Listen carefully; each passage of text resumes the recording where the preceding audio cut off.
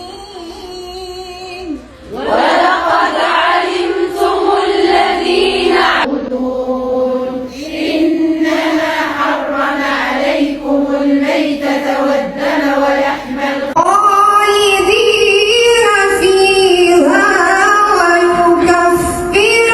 عنهم سيئاتهم ولقد يسرنا القرآن للذكر فهل من مدكر يا حامل القرآن أنا من الشر والبلاء ختمت كتاب الله جل جلاله. في الحقيقة لا ندري لماذا لا يسلط الإعلام المغربي وغيره الضوء على مثل هذه الصور والمقاطع